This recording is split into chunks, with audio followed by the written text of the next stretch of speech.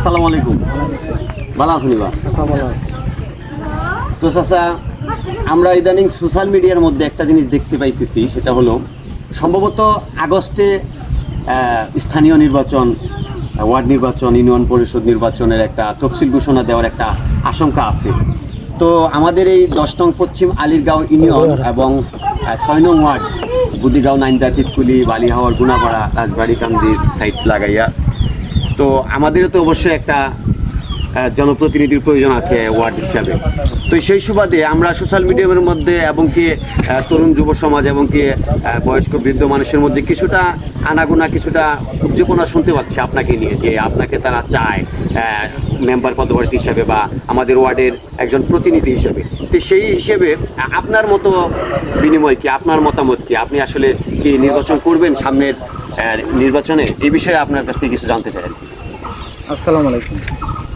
মনে হয়েছে যদি এলাকাবাসী, মুরব্বী, যুবক, ওনারা যদি আমাকে চায়, ইনশাল্লাহ আমি নির্বাচন করব। আর ওই লোক একটা কথা, আমি এই পেশিবাদী সরকার থাকাকালীন আমি একটা নির্বাচন করছিলাম, যেহেতু আমি নির্বাচনে ফেল মারছি। এবার আমার আশা আমি নির্বাচন করব।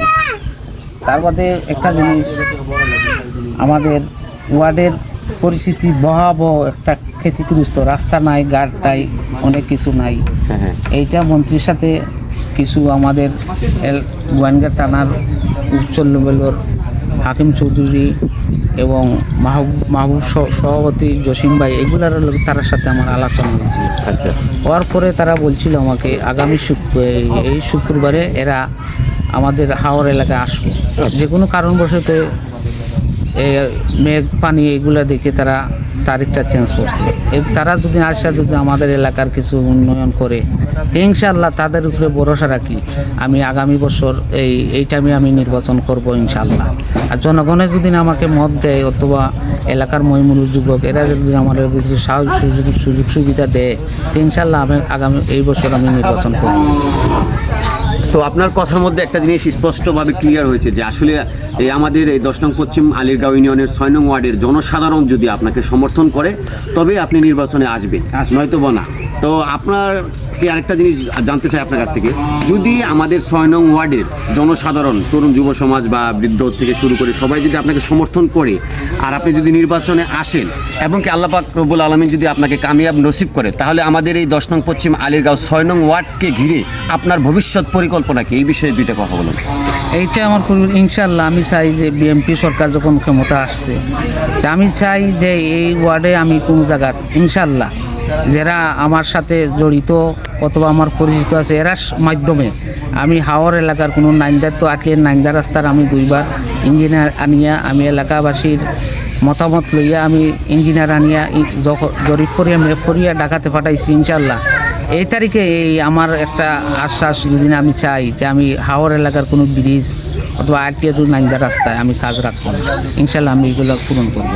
আচ্ছা কাকা, আরেকটা জিনিস, আমরা ইদানিং সোশ্যাল মিডিয়ার মধ্যে, এইটার পাশাপাশি আপনার কাছে একটা জিনিস জানতে চাই, আমরা সোশ্যাল মিডিয়ার মধ্যে ইদানিং একটা জিনিস খুব বেশি দেখতে পাচ্ছি, যেটা হলো প্রত্যেকটা ইউনিয়নে, প্রত্যেকটা ওয়ার্ডে এই মাদক সেবন বিষয়ে খুবই এলাকার যুব সমাজ এই মাদকের সাথে আসক্ত হয়ে জড়িত হয়ে তাদের জীবন একেবারে ধ্বংস করে ফেলতেছে। তো আপনাকে যদি আল্লাহ পাক কামিয়াব নসিব করে এবং কি বর্তমান অবস্থায় আপনি এই মাদক বিষয় নিয়ে আপনার কোনো ব্যক্তিগত কোনো পদক্ষেপ আছে কিনা, আর এখন উপস্থিত সময়ে যদি কোনো ব্যক্তি বা কেউ যদি এই মাদকের নিয়ন্ত্রণে এগিয়ে আসে, তার পেছনে আপনি থাকবেন কিনা বা আপনাকে পাশে পাওয়া যাবে কিনা, এই বিষয়ে দুটো কথা বলেন প্লিজ। যদি এইগুলা পাওয়া যায়, ইনশাল্লাহ আমি আইনগত ব্যবস্থা এটা থাকবো, এলাকাবাসীরা লইয়া যদি কোনো মানুষ ধরা পড়ে, এগুলো আইনের আওতায় আমরা তুলে দিব।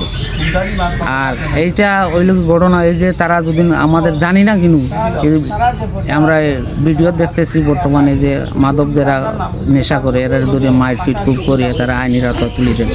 ঘটনা হয়েছে যদি আমরা হাওড় এলাকায় থাকি, ইনশাল্লাহ যদি আমরা করতে পারি, যে আমরা গোয়েন্দা থানার ওসি অথবা দারোগার সাথে যোগাযোগ করে তারা আমরা কি করি। আচ্ছা, যাই হোক, সুন্দর কথা বলার জন্য আপনাকে ধন্যবাদ। আপনার প্রতি শুভকামনা রইল। আপনি ভালো থাকবেন, সুস্থ থাকবেন, সুন্দর থাকবেন। আসসালামু আলাইকুম।